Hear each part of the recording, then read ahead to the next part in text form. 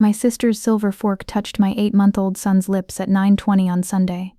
The bite was small, a tiny crumb against baby lips, but it split something open in our family that had been sealed shut for 28 years. Sloane was laughing. She was always laughing. Her designer purse sitting on the cafe table. Green silk dress perfectly pressed like she'd come prepared for a fashion shoot, not a family breakfast. And when Callum choked, that dry, raspy gasp that only a dying infant makes, her first reaction wasn't horror. It wasn't even guilt. It was annoyance. She rolled her eyes and said, "Stop being so paranoid. I am not throwing food." I dropped to the restaurant floor searching for the EpiPen, watching his lips turn a faint blue, and I looked around that table. My mother yelled at me. My father hid behind his newspaper. The whole cafe stayed silent. What happened in the next few weeks cost my sister her luxury lifestyle, my parents their public pride, and me the family I'd spent my whole life trying to hold together. But it also gave me something I didn't know I needed. The truth about who they really were. If someone in your family ever made you feel crazy for protecting your own child, drop a comment below, and be sure to subscribe so you don't miss what comes next. The morning light hit the pale yellow walls of Callum's nursery at exactly 7:15 a.m. on a Sunday. I stood by his changing table, staring at the dark gray diaper bag. My hands were dry and cracked, peeling around the nails from washing them 50 times a day with the harsh antibacterial soap at Coastal Pediatrics, Clinic Room 4B, where I work as a nurse. I checked the side pocket of the bag. 1 pack of wet wipes, 2 baby bottles, and inside a hard plastic case, 2 junior EpiPens. Lot number 8832A, expiration date, November 2026. Callum was 8 months old. 3 weeks ago he had a severe reaction to a cashew cookie crumb that fell on the clinic floor. His lips turned blue in less than 2 minutes. As a pediatric nurse, I had seen anaphylaxis 100 times, but when it is your own son, the medical training freezes. You just become a terrified mother. Dr. Aris prescribed the EpiPens that same afternoon. My phone buzzed on the wooden dresser. The screen lit up. "Mom." I took a deep breath, letting the air fill my chest until it hurt, and answered. "Good morning, Mom. Are you wearing that faded blue sweater again today?" Her voice came through the speaker, crisp and sharp. No hello, no asking how her grandson was doing. "I was planning to, yes," I said quietly, keeping my voice low so Callum wouldn't wake up. "It's cold today, Mom. The wind coming off the Norfolk harbor is strong. Bria, please." She let out a long, heavy sigh, the kind she used when I was being difficult. "We are going to the Harbor Point Cafe. People know us there. Your father's business partners eat there. Sloane just bought a beautiful new silk dress from her trip to New York. She looks absolutely stunning.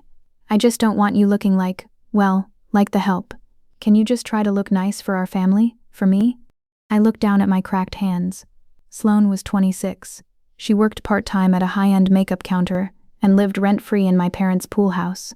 Last week, she forgot to pick up my father's heart medication from the pharmacy because she was getting her nails done.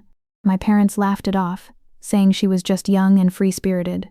When I was 26, I was working 14-hour night shifts at the hospital to pay back the nursing school loan my mother constantly reminded me she co-signed. "I'll wear the black coat, Mom. It covers the sweater." "Good," she said, her tone instantly flipping to sweet and cheerful. "See? This is why we are such a perfect family. We compromise. Be there at 9 a.m. sharp. Don't be late." Sloane hates waiting for her coffee. She hung up. I dropped the phone into the bag. The door to the nursery creaked open. My husband Vance stood in the doorway. He was still wearing his dark blue uniform pants and gray t-shirt from Station 12. He had just finished a brutal 24-hour firefighting shift. His eyes were red, and he smelled like stale smoke, black coffee, and exhaustion. He walked over slowly, his heavy boots silent on the rug, and wrapped his arms around me from behind. He rested his chin on my shoulder. "Lorraine?" he asked, his voice a low, rough rumble. "Yeah, she wants us there at 9. Vance looked at the diaper bag, then at the EpiPens sticking out of the plastic case. He reached out with a large calloused hand and pushed the case deeper into the bag, zipping it shut tight. "You know we don't have to go," Vance said softly. "I can call her right now. I'll tell her my truck had a late call. I'll tell her Callum is fussy. Let's just stay home, Bria. You're exhausted." "We have to go," I whispered, leaning back against his solid chest. "If we don't go, she will stop talking to my dad for a week.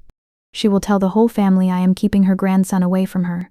It's easier to just go, sit there for an hour, smile and come home. It's just breakfast." Vance turned me around. He looked straight into my eyes. They don't respect you, Bria.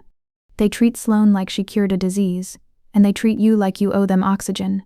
I know, I said, my throat tightening, but she's my mother. They're my family. I want Callum to have grandparents. Let's just get through today.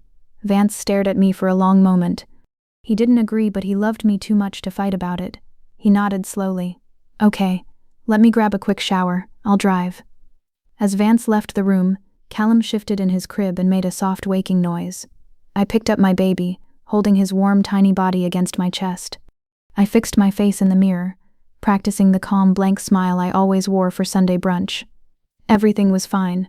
Everything was perfectly normal. The Harbor Point Cafe smelled of roasted espresso beans and sea salt from the open windows. It was 9 a.m., and the place was fully packed. I walked in carrying Callum, with Vance walking right behind me. His large hand rested on my lower back, a silent promise that he was there with me. My parents were already sitting at table 4, the best table right next to the large glass window. My father was hiding behind his Sunday newspaper, sipping black tea. My mother, Lorraine, was carefully wiping a tiny drop of water off the table with a napkin. Sitting across from them was my sister, Sloane. She was wearing the new green silk dress. She looked beautiful, fresh, and completely well-rested. Finally, my mother said as we walked up. She looked at her gold watch. You are 3 minutes late, Bria. We went ahead and ordered the drinks. Traffic was slow near the bridge, Vance said calmly, pulling out a chair for me. My mother ignored him. She looked at my dark coat, her eyes moving up and down. Well, at least the black covers up that terrible sweater. Sit down, sit down. Sloane is telling us about her new manager at the makeup store. The man is completely useless without her. I sat Callum in the wooden high chair next to me. I took off his little jacket. He was smiling, completely unaware of the cold energy at the table. For the next 20 minutes, Vance and I sat in silence. We listened to my mother praise Sloane. We listened to Sloane complain about how hard it was to work 15 hours a week. Every time I tried to talk about my job at the pediatric clinic, or about a new milestone Callum reached, my mother would quickly change the topic back to Sloane. Then, the waiter brought the food. Vance had ordered simple scrambled eggs. I ordered plain oatmeal. But Sloane ordered the cafe's famous lumberjack waffle, a massive Belgian waffle covered in thick caramel, banana slices, and a heavy drizzle of warm peanut butter syrup. As soon as the waiter put the plate down, the strong smell of roasted peanuts hit the air. I immediately pushed Callum's high chair back, moving him 2 feet away from the table. Sloane, I said, my voice tight, please be very careful with that. Do not pass your plate near him. You know what the doctor said about his allergy? Sloane rolled her eyes. She picked up her fork and knife. Oh my God, Bria. Stop being so paranoid. I am not going to throw my food at him. He is totally fine. She is right, Bria, my mother chimed in, cutting her toast. You young mothers read too much on the internet. In my day, kids ate dirt in the garden and they were fine. Dr. Aris is just trying to scare you so you keep paying for his visits. You are making the boy weak by hiding him from normal food. I bit the inside of my cheek so hard I tasted a little blood. Anaphylaxis is not a joke, Mom. His airway can close. It is a medical fact. Dad finally lowered his newspaper. Let's just eat in peace, please, he muttered, taking the side of least resistance like he always did. 5 minutes later, Vance stood up. The parking meter app on my phone is not working. I am going to step outside for 2 minutes to put coins in the machine. Take your time, my mother said coldly, not even looking at him. Vance walked out the glass doors. At the same time, Callum dropped his plastic teething ring on the floor. It rolled under the table. I sighed, bent down and reached under the chairs to find it. It took me maybe 15 or 20 seconds to grab it. When I sat back up, my heart stopped. Sloane was pulling her silver fork away from Callum's mouth. She was laughing. Callum was chewing on a small piece of waffle. What did you do? I whispered. All the air left my lungs. He was staring at my plate. Sloane smiled, taking a sip of her orange juice. He looked so hungry. I just gave him a tiny plain piece from the edge. It didn't even have syrup on it. See? He likes it. I looked at her plate. The peanut butter syrup was melted into every single square of that waffle. There was no plain edge. My nurse training kicked in. Time slowed down. I looked at my baby. 60 seconds had passed. Callum stopped chewing. His little hands flew up to his face. He started rubbing his eyes aggressively. Then, the coughing started. It wasn't a normal baby cough. It was a dry, raspy sound. Callum? I unbuckled him from the high chair and pulled him into my lap. His skin felt hot. I looked at his neck. Angry, bright red hives were popping up on his soft skin, spreading fast like a fire. "Where is the bag?" I shouted, my voice breaking. "Where is the diaper bag?" My mother put her coffee cup down. It made a sharp clink on the saucer. "Bria, lower your voice right now," she hissed. "The whole cafe is looking at us. You are embarrassing your father. Look at him. It is just a little rash. Put some cold water on his face. You are always being so dramatic." Callum's lips were turning a faint shade of blue. He was gasping, his chest pulling in hard as he fought for air. He couldn't cry anymore. The airway was closing. "He can't breathe," I screamed, tearing the diaper bag open. My hands were shaking so violently I couldn't find the plastic case. Suddenly, the front door of the cafe swung open. Vance walked in. He saw me on the floor with the bag. He saw Callum's blue lips. Vance did not ask what happened. He did not ask my mother. His firefighter training took over instantly.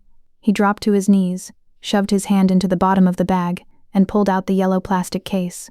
He ripped it open and pulled out the junior EpiPen. He pulled off the blue safety cap. "Hold his leg still, Bria," Vance ordered. His voice was completely calm, deep and focused. I pinned Callum's little thigh down on my lap. Vance pressed the orange tip of the EpiPen hard into my baby's leg. Click. 1, 2, 3, Vance counted out loud. He pulled the needle away. "Call 911 right now," Vance roared at the cafe manager, his voice echoing off the glass windows. "Tell them we have an infant in anaphylactic shock. We need an ambulance with oxygen and steroids now." A second later, Callum let out a loud, terrifying, beautiful scream. Air was filling his lungs again. The blue color on his lips stopped spreading. I pulled my baby to my chest, crying into his hair, holding him so tight. The entire cafe was completely silent. The background music was still playing, but nobody was eating. Every single patron was staring at our table. My mother stood up. Her face was dark red with anger. "Are you two completely crazy?" she yelled at us. "Injecting a baby with medicine in a public restaurant? Over a little redness? You two need psychiatric help. This is ridiculous." Vance slowly stood up. He was a tall, broad man, and standing over the table he looked like a wall. He didn't look at my mother. He turned his eyes slowly to Sloane, who was sitting frozen in her chair, holding her juice glass. Vance leaned over the table. He looked right into Sloane's eyes. "Get out," Vance said. His voice was low, but it echoed in the quiet cafe. "Excuse me?" my mother gasped. "You do not speak to her," I said. "Get out," Vance repeated, his eyes never leaving Sloane. "Before I call the police and have you arrested for poisoning my son. Walk out that door right now." Sloane dropped her glass. It shattered on the floor.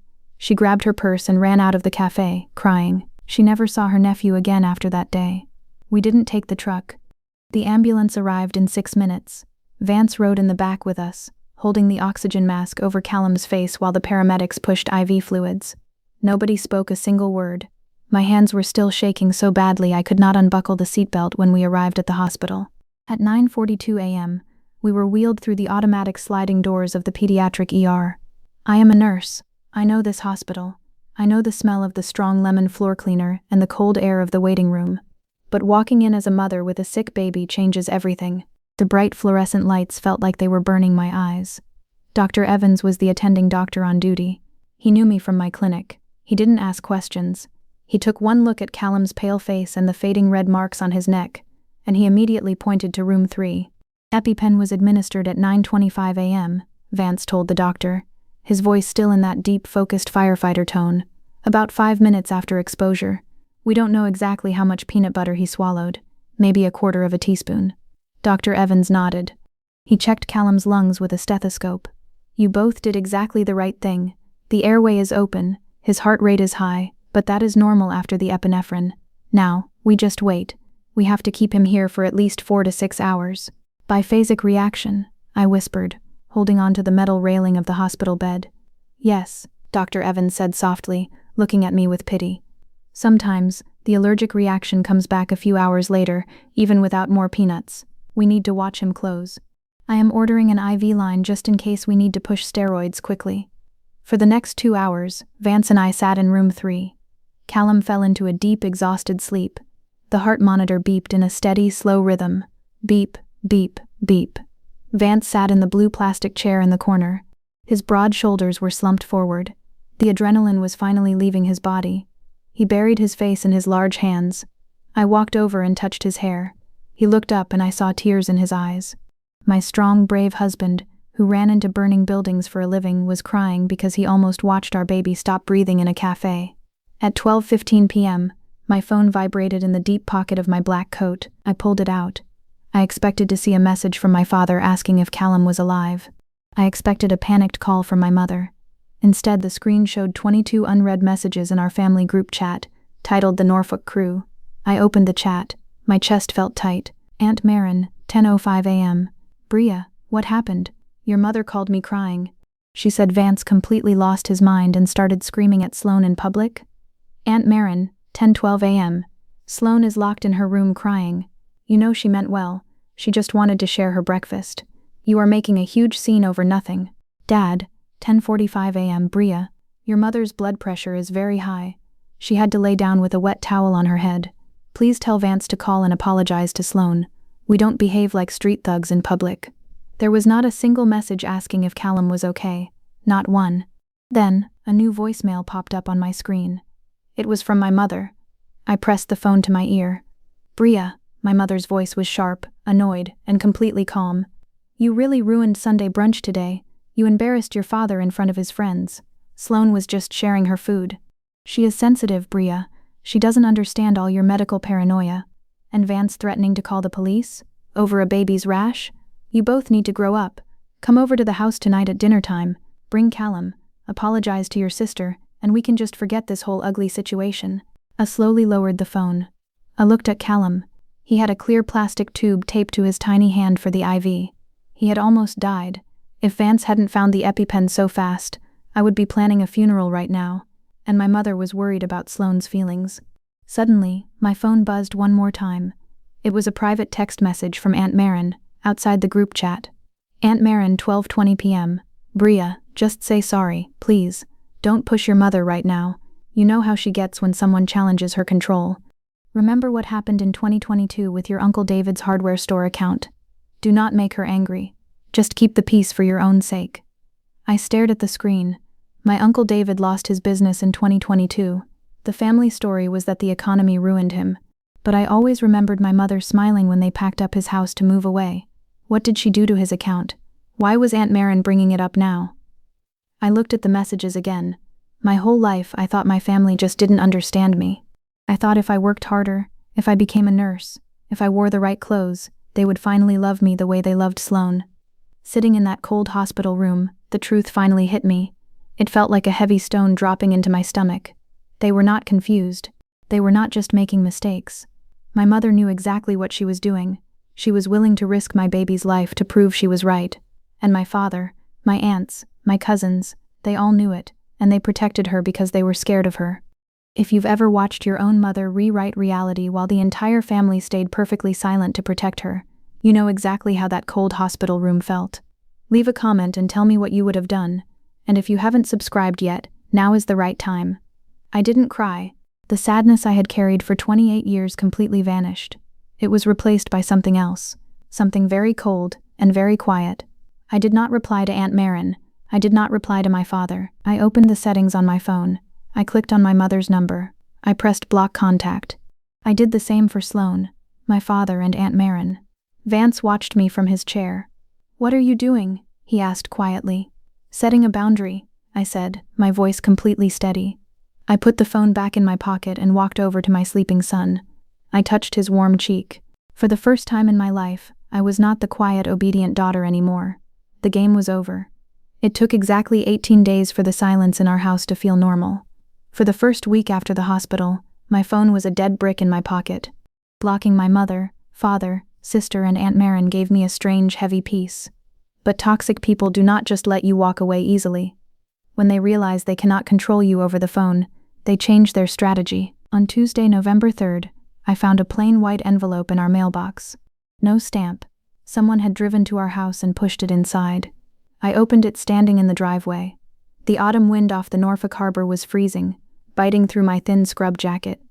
Inside was a single piece of paper, written in my father's neat handwriting. Bria, your mother is very sick over this. Her chest hurts. We are a family. We forgive each other. Sloan is crying every day.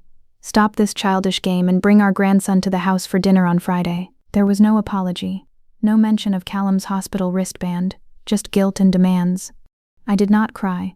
I tore the letter into 4 pieces and threw it in the green trash bin. The next morning at Coastal Pediatrics, the clinic was packed. It was flu season. By 11:30 a.m., I had checked the temperature of 12 different crying toddlers, administered 4 vaccines, and restocked the wooden tongue depressors in exam room 4B. My feet ached in my white nursing shoes. I walked into the break room to get a cup of water. Jessa was sitting at the small round table, eating a turkey sandwich. Jessa Arrington was the senior triage nurse. She was 42, 14 years older than me. She had rough hands, a loud laugh, and she never missed a detail. When I first started working at the clinic 3 years ago, I was struggling to pay my bills. My parents refused to help me, saying I needed to learn the value of hard work. Jessa noticed I was skipping lunch every day. She started bringing an extra sandwich, telling me her husband packed too much food. She never made a big deal out of it. She just quietly took care of me. "You look tired, Bria," Jessa said, pointing a plastic fork at me. "Sit down.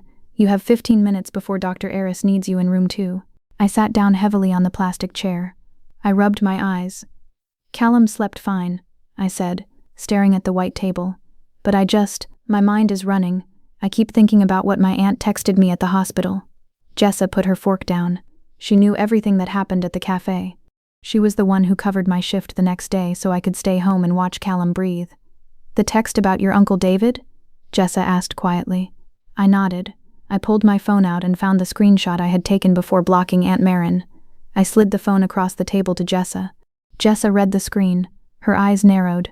She says, "Remember what happened in 2022 with your Uncle David's hardware store account. Do not make her angry." Jessa looked up at me. "Bria, what exactly happened in 2022? "I don't know the whole story," I admitted, keeping my voice low. "Uncle David owned Oakhaven Hardware. It was a good business. Then, suddenly in late 2022, he filed for bankruptcy. He lost his house. My mother told everyone he made bad investments in the stock market. He moved to Ohio a month later, and we never saw him again." Jessa tapped her finger on the table. She was quiet for a long moment.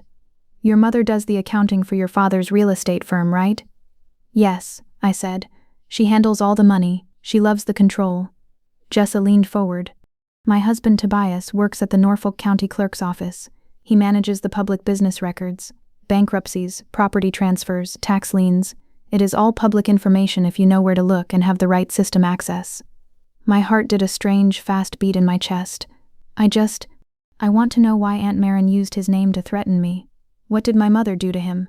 "Tobias can pull the file on Oakhaven Hardware," Jessa said simply. She didn't ask if I was sure. She didn't tell me to forgive my family.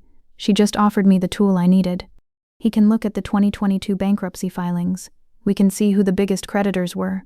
We can see where the money went before the business closed." "Will he get in trouble?" I asked, my hands gripping the edge of the table. "No. Public records are public," Jessa smiled, but it was a serious, cold smile. "He just knows how to read the boring paperwork that most people ignore. Give me the exact name of the business and your uncle's full legal name." I wrote David Arthur Oakhaven and Oakhaven Hardware LLC on a yellow sticky note. I handed it to her. "Thank you, Jessa." She took my hand and squeezed it hard. "You are a good mother, Bria. You protected your baby. Now let's find out exactly who you are protecting him from." That night, Vance and I sat on the floor of our living room. Callum was asleep in his crib. We were folding a pile of clean laundry. I told Vance about my conversation with Jessa. Vance stopped folding a tiny blue shirt. He looked at me, his jaw set tight. "I always knew your mother was cruel," Vance said, his voice a low rumble in the quiet room. "But if she destroyed her own brother's life and forced him to leave the state, Bria, we are dealing with a completely different kind of person." "I know," I whispered, holding a pair of Callum's socks. "Whatever Tobias finds," Vance said, reaching out to touch my knee. "We handle it together. We don't hide, but we don't rush in blind either." I nodded. I finally felt a small spark of control returning to my life. I wasn't just waiting for my mother's next attack anymore. I was digging into the ground she stood on. 4 days later, on a Saturday morning at 10 a.m., my phone rang. It was Jessa. "Bria," Jessa said. Her voice didn't have its usual warmth. It sounded very professional, very serious. Tobias found the 2022 bankruptcy file for Oak Haven Hardware. He printed the asset transfers from the 6 months before the store closed. What did he find? I asked, my throat going dry. You and Vance need to come to our house tonight. You need to see these papers with your own eyes. Jessa paused, and I could hear her take a deep breath. Bria, your uncle didn't lose his money in the stock market. The money was transferred out of his business accounts. And you will never believe whose name is on the receiving end of those transfers. Jessa and Tobias lived in a small brick house in the Southwood neighborhood. We pulled into their driveway at 6:45 p.m. on Saturday. The November rain was hitting the windshield of Vance's truck in heavy drops. When Jessa opened her front door, the house smelled like baked chicken, garlic, and cinnamon. It was warm. There were a few of her kids' toys pushed into the corner of the living room, and the pillows on the sofa were mismatched. It was not a perfect cold museum like my mother's house. It felt like a real home. Jessa immediately took Callum from my arms with a wide smile, bouncing him on her hip. Tobias was waiting for us at the wooden dining table. He was a quiet, thin man with wire-rimmed glasses and ink stains on his fingers. He worked with numbers and public records all day, and he looked completely in his element. Sit down, Bria. Vance, Tobias said, pointing to the wooden chairs. On the table there were 3 thick brown folders. Beside them lay a stack of papers with yellow highlighter marks. Tobias did not waste time with small talk. He pushed his glasses up his nose and opened the first folder. I pulled the bankruptcy filings for Oak Haven Hardware from October 2022, Tobias began, his voice calm and steady. When a business goes bankrupt, the court requires a full list of all debts and all money leaving the company in the months before the crash. Your mother was listed as the primary bookkeeper and accountant for your uncle's store. She always bragged about helping him for free, I said softly, staring at the papers. She said she was saving him money because family helps family. She wasn't helping him, Vance said, his eyes scanning the top page. Look at this page, Tobias pointed to a bank statement from March 2022. Between March and August, the hardware store was actually making a steady profit, but large amounts of cash were being drained through fake supply invoices. Look at the numbers. I leaned in. The print was small, but the numbers were clear. $12,500, $18,400, $9,200, $24,000. Your mother didn't just wire the cash directly, which the bankruptcy courts would have caught immediately, Tobias explained. She set up a fake vendor in his system. They were labeled as inventory purchases from a company called Golden Harbor Properties LLC. I have never heard of that company, I whispered. I looked up the business registry for the state of Virginia, Tobias said, tapping the paper with his pen. Golden Harbor Properties LLC was registered in January 2022. There are 2 names listed as the owners. Lorraine Miller, your mother, and Sloan Miller. The room went completely quiet. The only sound was the rain hitting the kitchen window, and Callum happily playing with a plastic block in the living room with Jessa. Sloan, Vance growled, his hands curling into fists on the table. Sloan was 22 years old in 2022. She didn't even have a job. Exactly, Tobias said. Your mother stole your uncle's life savings. She forced him into bankruptcy. Then she used his money to buy the pool house on your parents' property, buy Sloan's expensive car, and fund Sloan's entire lifestyle. And the worst part? Because your mother was the accountant, she probably made your uncle sign papers he didn't understand. She made it look legal on paper. If you've ever realized the family you spent many years trying to please was secretly destroying people for their own selfish comfort, I see you. That is not betrayal. That is finding pure clarity. If this story hits close to home, share it with someone who needs to hear that walking away is never the wrong call. And hit that subscribe button because this is just the beginning. Tears finally spilled over my eyelashes and rolled down my cheeks. I wiped them away quickly. I thought about my Uncle David. He was a kind man. He always brought me candy when I was a little girl.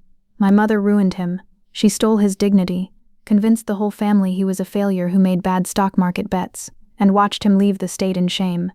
Also, Sloan could wear silk dresses and live rent-free. We are going to the police, Vance said, standing up. Right now, we have the papers. Wait, Tobias raised his hand, looking at Vance seriously. Sit down, Vance. The real world doesn't work that fast. This is old paper. If you go to the police right now, your mother will just tell them David authorized those payments for her accounting services. She will say Sloan is a partner in her consulting firm. Your mother is a master manipulator. She will lie, she will cry, and the police will just call it a family civil dispute. You need a bulletproof weapon. You need something happening right now.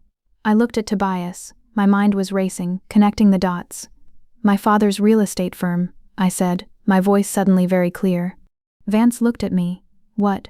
My mother is the accountant for my father's real estate business too, I explained, looking between Vance and Tobias. Dad has 3 big investors who trust him.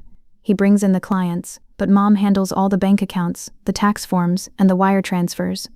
She loves the control. Tobias nodded slowly, a small smile appearing on his face. People like your mother don't just stop stealing, they get comfortable. If she did it to her own brother in 2022 to buy Sloan a car, what is she doing to your father's business partners right now to keep up their wealthy image? But I don't have access to my father's business accounts, I said, feeling a block. I haven't been in their house for almost 3 weeks. You don't need to break into their house, Jessa said, walking into the dining room with Callum asleep on her shoulder. She sat down next to me and put her free hand over mine. When is your father's annual company Thanksgiving dinner? My breath hitched. November 26th. It's in 19 days. They rent the big hall at the country club. All the investors come with their families. Your mother always brings her black work laptop to those events, Vance said, his eyes narrowing as he remembered. She sits in the corner and shows the investors the end-of-year profit charts before dinner. Yes, I whispered.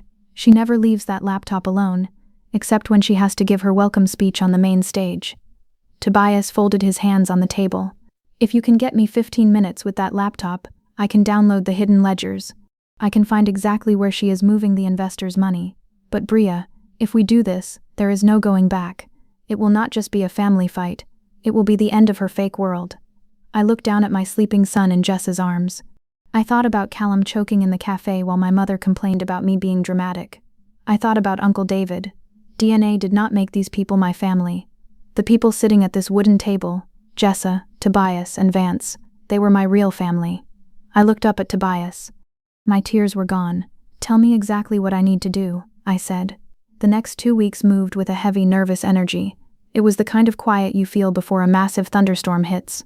On Tuesday, November 10th, Tobias came to our house after he finished his shift at the county office. He did not bring complicated hacker tools. He brought a simple, silver 64GB SanDisk USB drive and a printed sheet of paper. We sat at my kitchen counter. Vance poured Tobias a cup of black coffee. Real life is not a movie, Bria, Tobias said, pointing to the printed paper.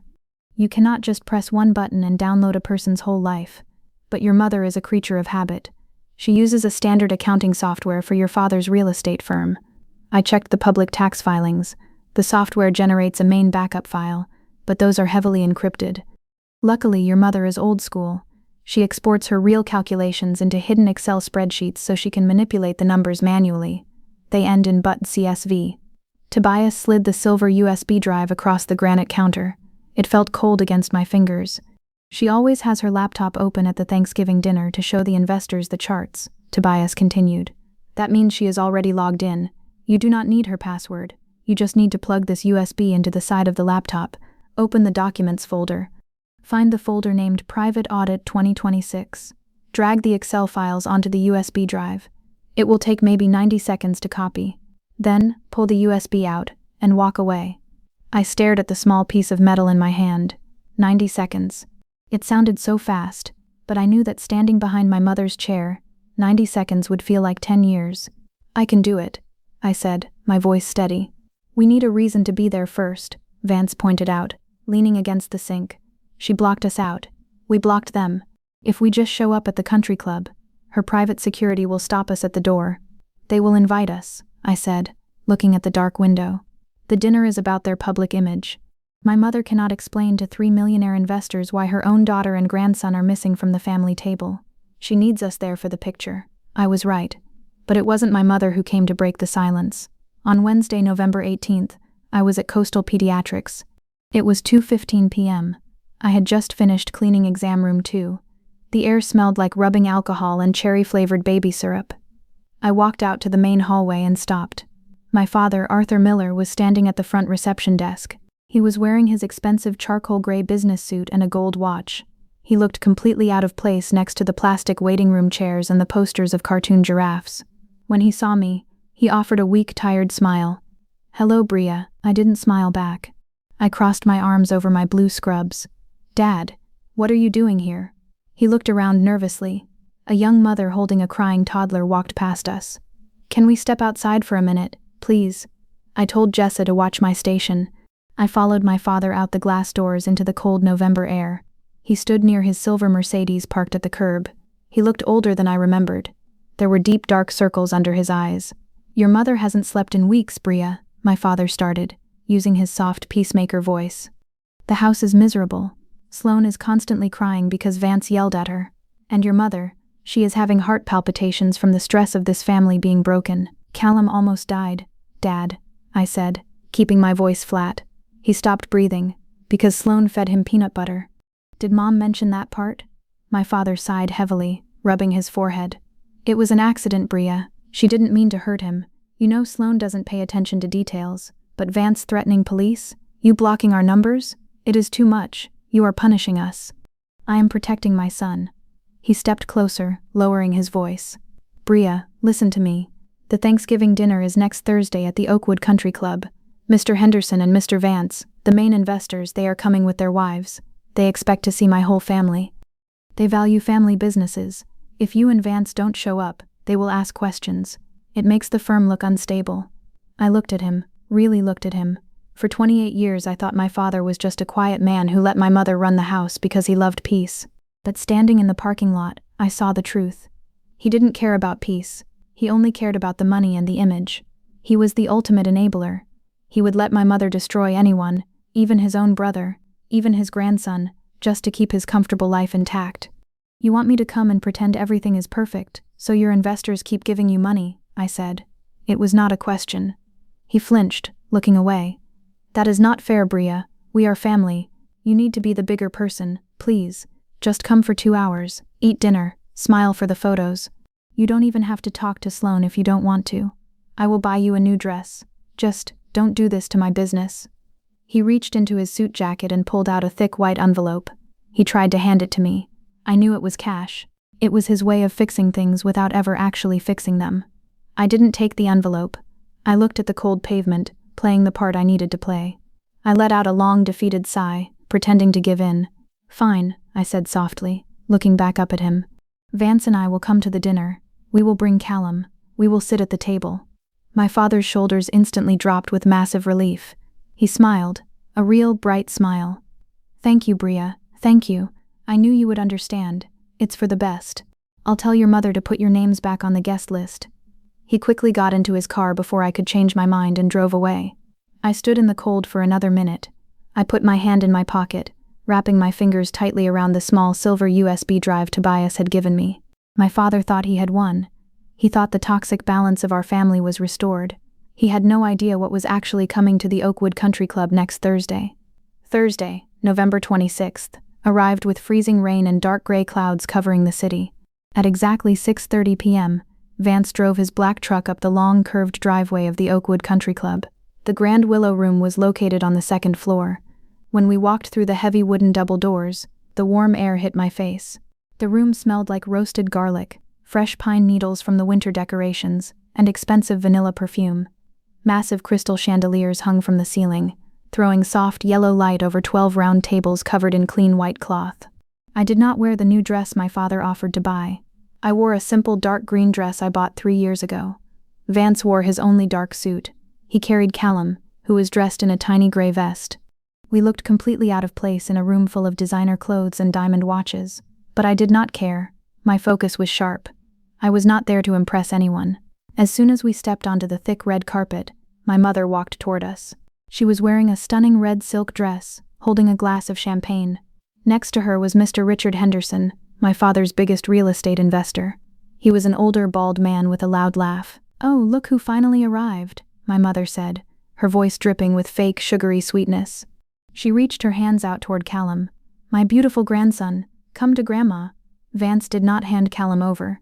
He smoothly shifted his weight, turning his shoulder just enough to block her hands. "He is fighting a little cold, Lorraine," Vance said, his voice flat and polite. "The doctor said we should keep him close to our chest tonight so he doesn't spread germs." My mother's smile froze for a second. Her eyes flashed with pure anger, but she quickly hid it behind another fake laugh. "Well, safety first," she said, turning to Mr. Henderson. "Richard, this is my daughter Bria. She is a pediatric nurse, always so careful with health rules.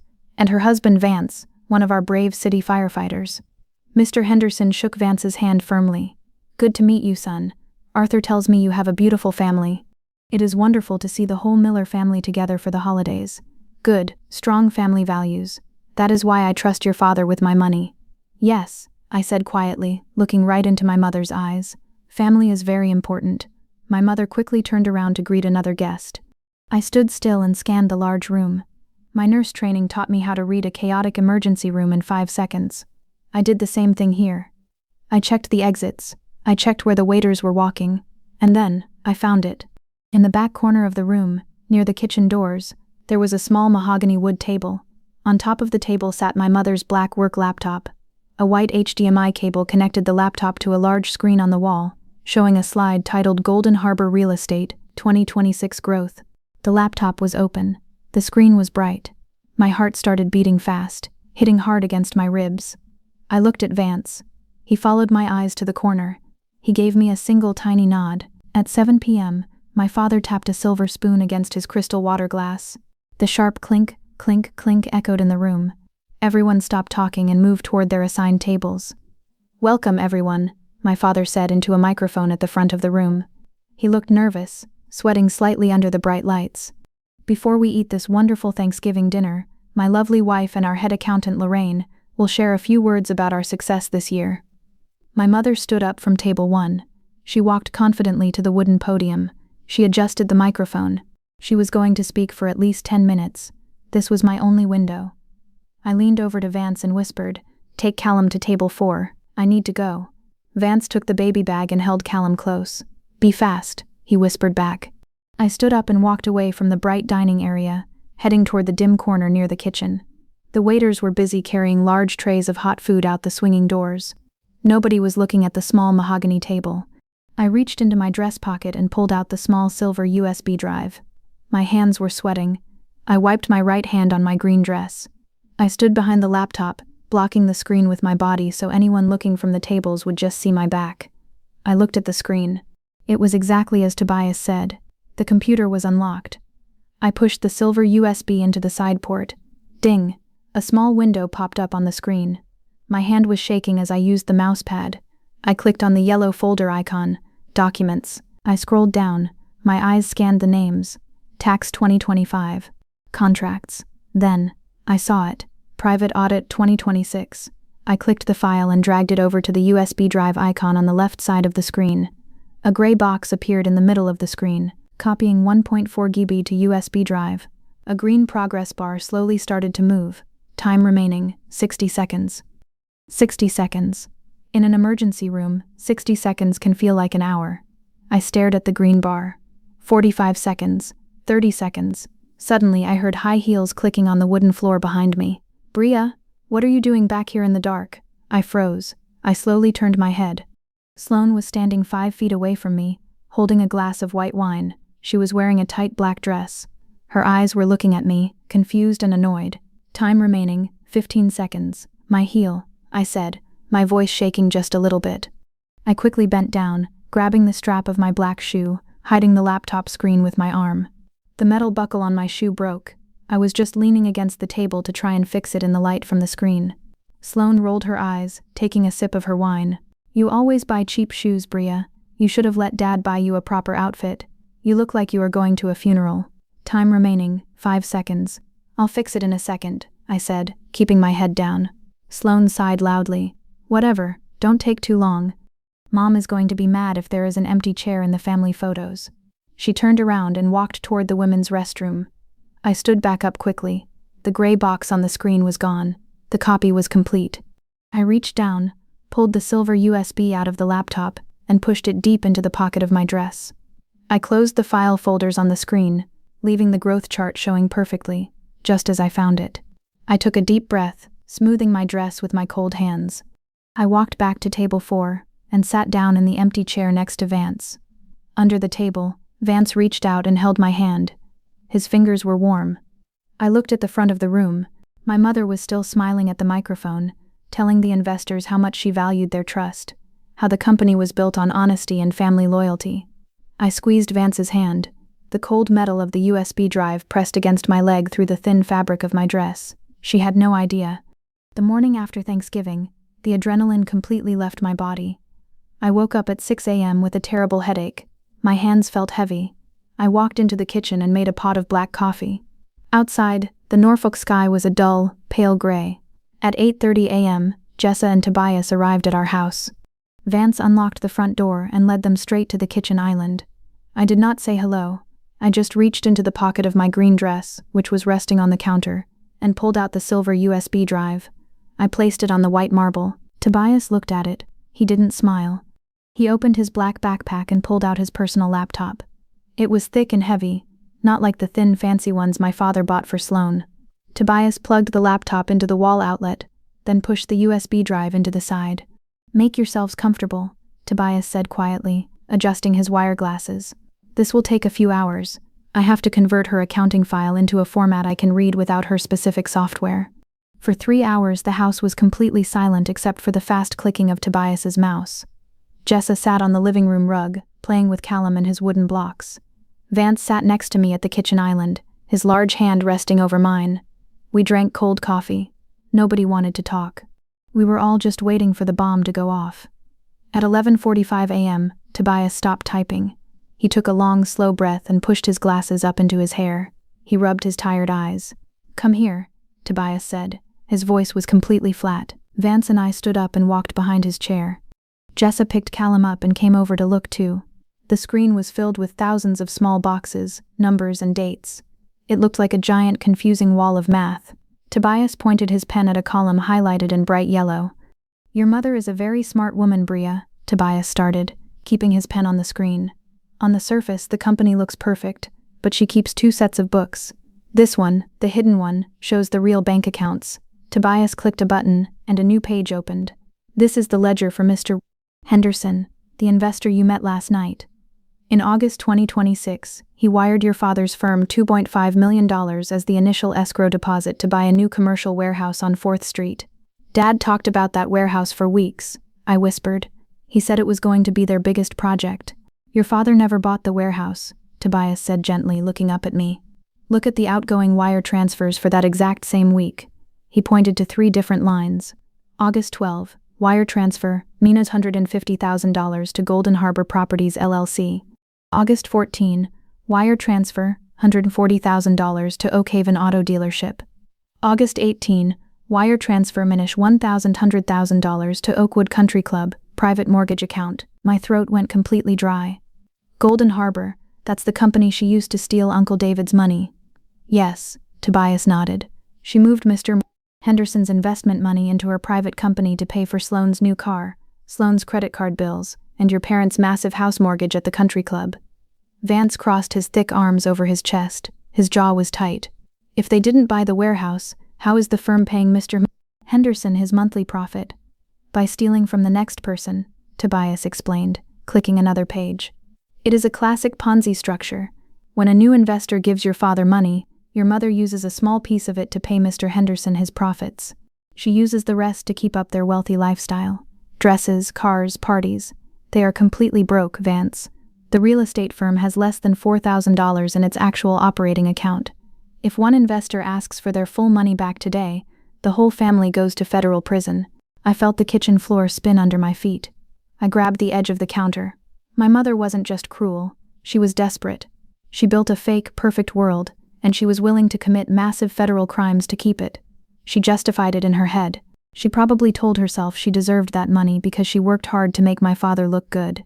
To her, stealing wasn't a crime, it was just the cost of keeping the Miller family image perfect. "We call the police," Vance said firmly. "We print this out, and we hand it to the Norfolk Police Department." "No," Jessa said suddenly. She stepped forward, holding Callum tight against her chest. "Vance, think about it. If you go to the police with a printed piece of paper, Lorraine will just smile at the detectives. She will delete everything on her laptop. She will tell the police that Bria is a jealous, angry daughter who made a fake file to ruin her. She will drag it into court for 5 years." Tobias nodded in agreement. Jessa is right. White-collar crimes are hard to prove if the main computer suddenly disappears. You need to trap her. You need the investors to see this with their own eyes. If Mr. Henderson sees his money went to a car dealership instead of a warehouse, he won't call the police. He will call his private lawyers and the FBI. He will freeze their bank accounts in 1 hour. I looked out the kitchen window at the gray sky. My mind was running fast, piecing everything together. December 12th, I said quietly. Vance looked at me. What is on December 12th? My parents' 30th pearl wedding anniversary. I turned to look at Vance, my heart beating hard. They are hosting a massive private dinner at the Harbor Point Hotel. It is going to cost $20,000, and every single investor will be sitting at the VIP tables. Dad told me last night. Mom is planning a huge slideshow presentation about their legacy to show the guests. Tobias pushed his glasses up again. She will use her laptop for the slideshow. It will be connected to the main projector. Yes, I said. I looked at Jessa. She wasn't just my coworker anymore. She and Tobias were the family I chose. They were the ones standing with me in the dark, helping me protect my son.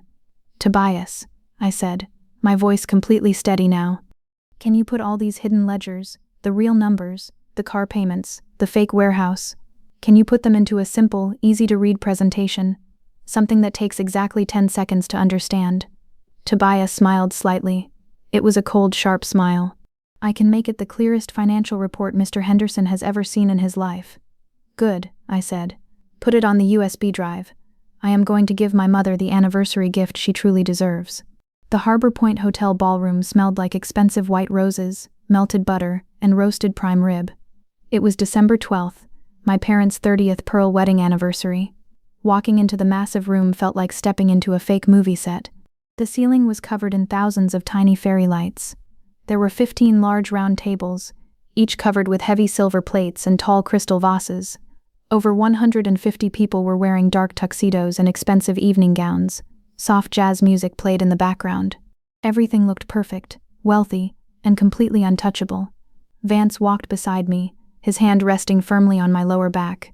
He was holding Callum, who was fast asleep against Vance's broad chest, wearing a tiny black suit. I was wearing my dark green dress again. I didn't care about blending in anymore. Table 6, Vance whispered in my ear, pointing to a table near the middle of the room. I will sit there with the baby.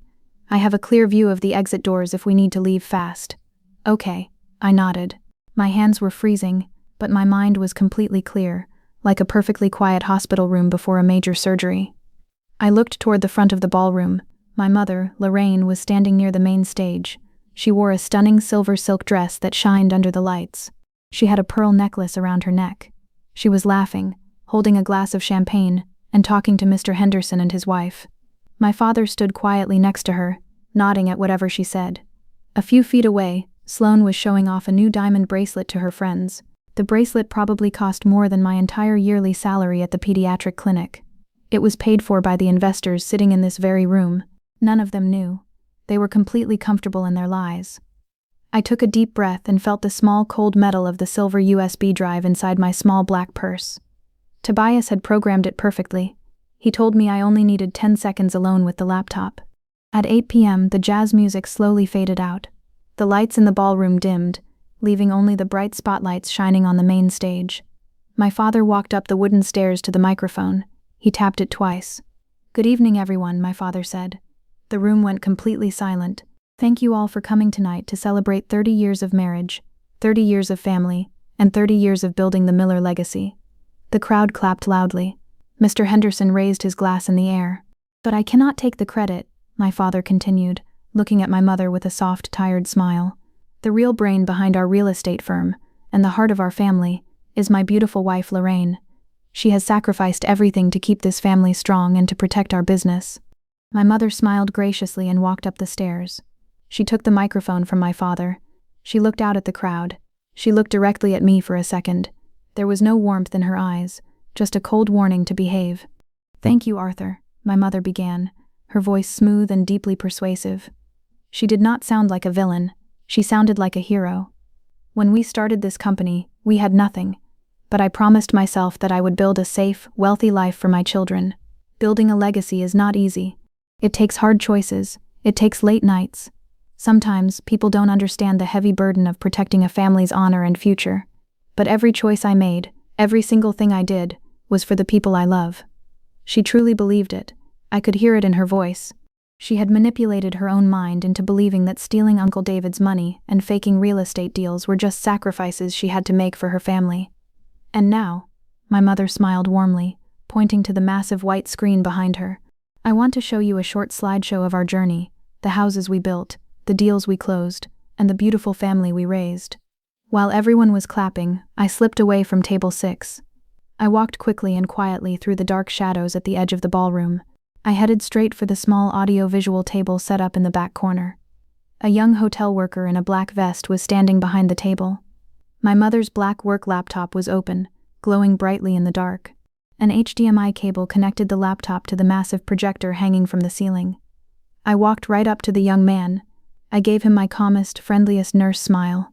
"Hi," I whispered, pointing to the stage. "I am Bria, Lorraine's daughter." She asked me to quickly plug in the surprise family video before she starts her slideshow. "It will just take a second." The worker looked at me, then looked at my mother on the stage. I was the daughter of the woman paying for this $20,000 party. He didn't ask questions. He smiled back and took a step away from the table.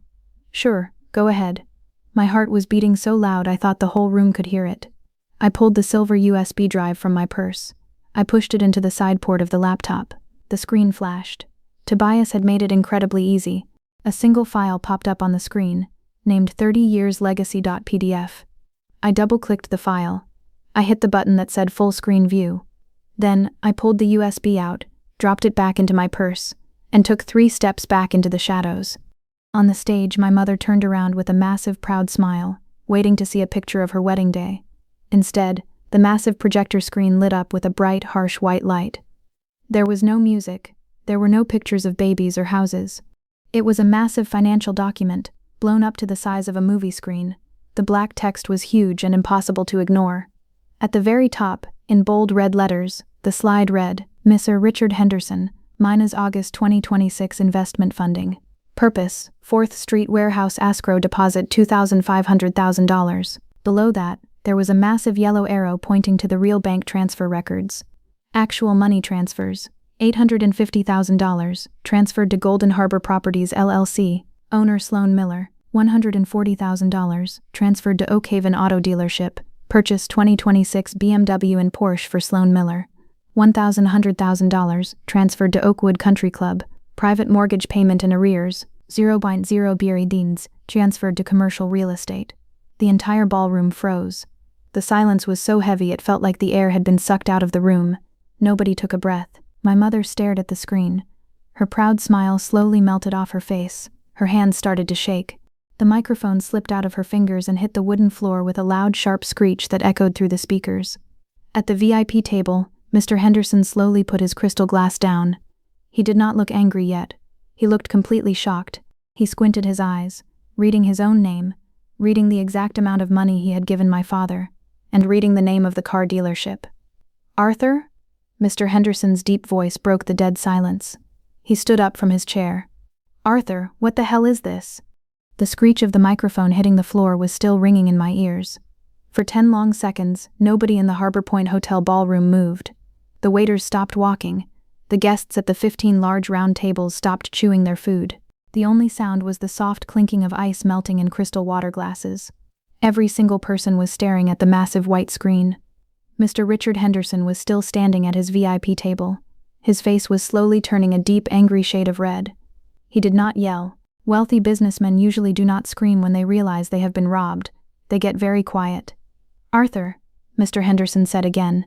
His voice was low, but it carried across the silent room. "I asked you a question. What is that on the screen?" My father stood frozen on the stage. The bright spotlight hit his face, showing the thick drops of sweat forming on his forehead. He looked at the massive slide. He read the words Oakhaven Auto Dealership. He read the amount $140,000. My father looked at my mother. His eyes were wide with total panic. He was a man who loved peace and comfort. He never asked how she paid for everything. He just enjoyed the rich lifestyle. Now his comfortable bubble was popping right in front of him. "Lorraine?" My father whispered, his hands shaking. "Lorraine, where is the warehouse money? You told me the deal was closed. You showed me the keys." My mother bent down and picked up the microphone. Her fingers were gripping the black plastic so hard her knuckles turned white. She took a deep breath. She put her fake sweet smile back on her face. But it looked wrong now. It looked desperate. "Everyone, please," my mother said into the microphone. She let out a small, forced laugh. "This is clearly a terrible joke. My laptop must have a virus. Someone has hacked into my files to play a very cruel prank on our anniversary. She looked directly at Mr. Henderson. Richard, you know me. We are family. I would never touch your money. Mr. Henderson did not smile back. He pulled a pair of silver reading glasses from his tuxedo pocket and put them on. He stared at the screen. That is my exact banking routing number on the screen, Lorraine, Mr. Henderson said, his voice completely flat. That is the exact date of my wire transfer.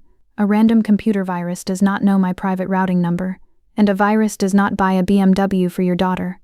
I stepped out of the dark shadows in the back of the room. I walked slowly down the center aisle, between table 6 and table 7. I did not look at the guests. I kept my eyes locked on the stage. At table 6, Vance stood up. He was holding Callum in his left arm. He didn't say a word, but he stepped out and stood right behind me. His massive frame blocked anyone from getting close to me. It is not a virus, Mr. Henderson, I said. I did not need a microphone. The room was so dead quiet, my natural voice was loud enough. It is the master accounting ledger, the real one. My mother saw me walking toward the stage. The fake smile finally dropped completely. Her face twisted into pure, ugly anger. Bria! My mother screamed into the microphone. She pointed a shaking finger at me. She did this. Look at her. My daughter is very sick. Ever since her baby was born, she has been losing her mind. We had a family argument and now she is making up lies to ruin our special night. She needs psychiatric help. She was trying to use the old strategy, the scapegoat, blame the daughter, make me look crazy so society would ignore me. I stopped walking. I was standing 10 feet away from the stage. I looked at her. I didn't feel angry anymore. I just felt a cold, heavy sadness. If I am crazy, Mom, I said softly, but very clearly, then take your phone out right now. Open the firm's bank app. Show Mr. Henderson the $2.5 million. Show him the property deed for the 4th Street warehouse. My mother froze. She opened her mouth, but no words came out. Show him the money, Lorraine, Mr. Henderson demanded. He pulled his cell phone out of his pocket. I can't, my mother stammered, stepping back away from the light. The funds are tied up. It was a temporary shift. I had to move the money to keep the firm floating during a slow month. She looked at my father, begging him to help her. Arthur, tell them, we needed the money for the country club fees to keep our image up. If we look poor, nobody invests with us. I did this for you. I did this for our family.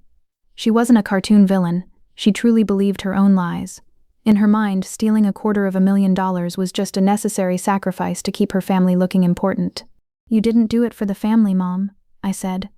I turned to the young hotel worker at the audio table. Press the right arrow key on the laptop, please. The boy quickly pressed the button. The massive screen changed to the second slide Tobias had made. 2022 bankrupt CY of Oak Haven Hardware. $300,000 transferred to Golden Harbor Properties LLC. Owner Lorraine and Sloan Miller. At table 2, my Aunt Marin stood up. Her chair scraped loudly against the wooden floor. She stared at the screen. She was my Uncle David's sister. David? Aunt Marin whispered, her voice cracking. Lorraine, you told us David lost his store because he was secretly gambling. You told us he moved away because he was ashamed. My mother turned to Aunt Marin. She was completely cornered, like a trapped animal. David was an idiot, Marin, my mother yelled, her voice breaking into a harsh sob. He didn't know how to run a business. He was going to lose that money anyway. I took it and I invested it in my daughters. I put a roof over our heads. I am the only one holding this family together. Mom, Sloan suddenly cried out from table 3. She was gripping her expensive diamond bracelet. Her mascara was running down her face. Mom, is that my car on the screen? Did you steal money from my car? Are they going to arrest us? Sloan wasn't worried about Uncle David. She wasn't worried about Mr. Henderson. She was only worried about herself. My father slowly sat down on the edge of the stage. He put his head in his hands. He was crying. You ruined us, Lorraine, he sobbed. You completely ruined us. Mr. Henderson did not wait anymore.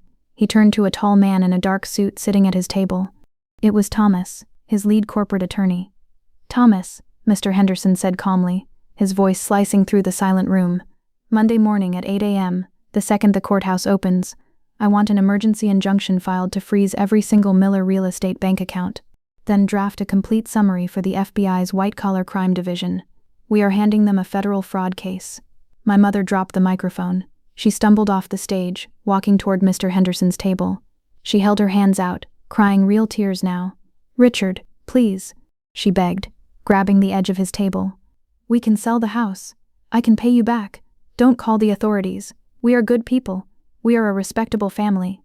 Mr. Henderson stepped back, pulling his coat away from her hands like she was covered in dirt. I looked at Vance. He nodded at me. We had done what we came to do. The mask was completely gone. We turned around and walked toward the heavy wooden exit doors. Behind us, the ballroom was in total chaos. Aunt Marin was screaming at my father, Sloane was crying loudly, and my mother, the woman who cared so much about her public image, was on her knees in a silver dress, begging for mercy in front of 150 people. Vance pushed the doors open. The cold December air hit my face, and for the first time in my life, I felt completely free. It was April 14th, exactly 4 months after the anniversary dinner. I stood at the stainless steel sink in Coastal Pediatrics, Clinic Room 4B, washing my hands with the harsh pink antibacterial soap. My hands were still dry and cracked, but my chest felt completely light. The heavy, invisible weight I had carried for 28 years was completely gone. In January, the Norfolk Daily newspaper printed a large story on the front page. The FBI had raided my parents' large house at the country club. The federal agents seized the silver Mercedes, Sloane's new BMW, and froze every single bank account tied to Golden Harbor Properties, LLC. My mother was currently waiting for her federal fraud trial in a county holding facility. The judge denied her bail because she tried to wire $50,000 to a foreign bank account the morning after the party. The illusion was over. I dried my hands on a brown paper towel and walked into the break room. Jessa was sitting at the small round table, eating a turkey sandwich. She pointed a plastic fork at a plain white envelope sitting in the middle of the table. It had a Richmond, Virginia postmark. The handwriting was shaky and uneven. "It came to the clinic reception," Jessa said quietly. "You don't have to open it, Bria." I sat down on the plastic chair. I tore the edge of the envelope and pulled out a single piece of lined notebook paper. The letter was from my father, Arthur. "Bria, I am living in a cheap weekly motel on 9th Street. The government took the house and the business to pay back Mr. Henderson and the other investors. Your mother refuses to speak to me because I agreed to talk to the FBI. Sloane moved to Florida with a man she just met and changed her phone number.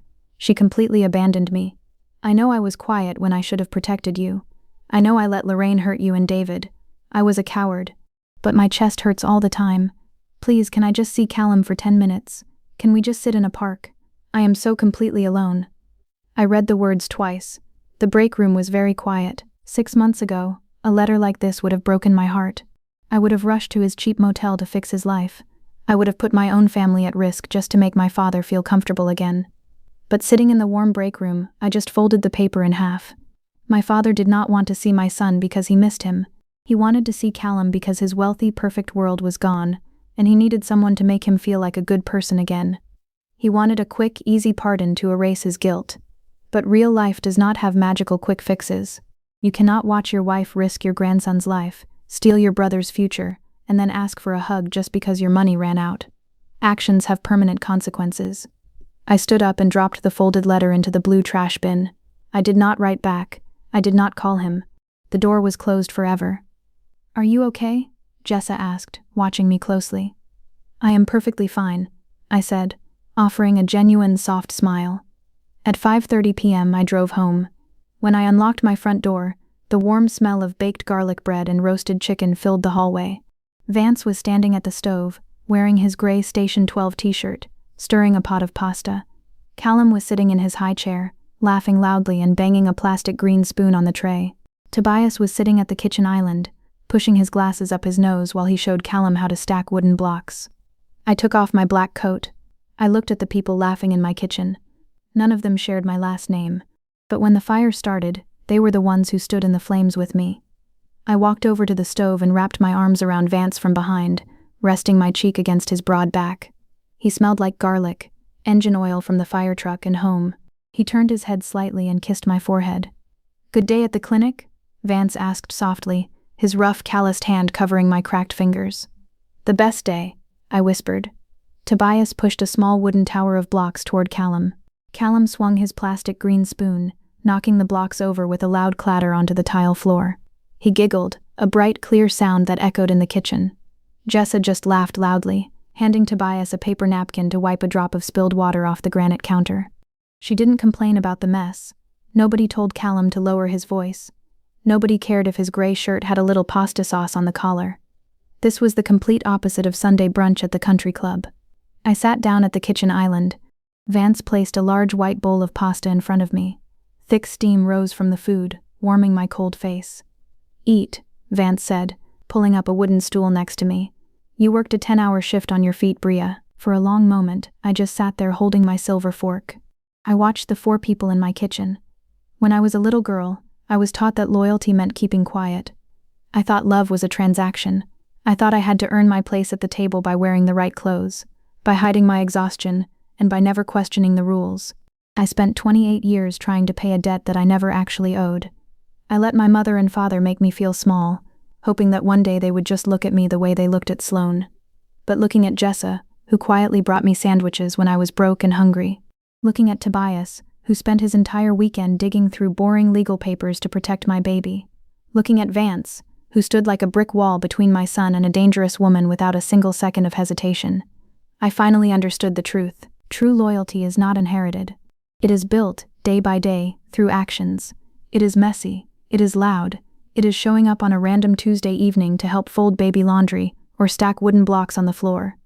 My phone buzzed in my coat pocket hanging by the front door. It was probably the clinic desk, or maybe a reminder from the pharmacy. I didn't get up to check it. I didn't feel that old panic tightening my chest anymore. The ghost of my mother's angry voice in my head was finally quiet. I took a bite of the warm food. It tasted perfect. "Hey," Jessa said softly, gently bumping her shoulder against mine. "Where did your mind go just now? You looked a million miles away." I looked at Jessa. Then I looked down at Callum, who was now happily squishing a soft piece of cooked pasta between his tiny fingers, completely safe and deeply loved. He would never know the cold, toxic silence of my parents' house. The vicious cycle was broken forever. "Nowhere," I smiled, resting my hand on Vance's arm. "I am right here." Everything I ever needed was sitting at this kitchen table. If you've ever had to choose between protecting a toxic family's comfort and your own child's safety, you already know exactly which one truly matters. Share this with someone who needs to hear it. Subscribe for more stories like this one, and leave a quick comment.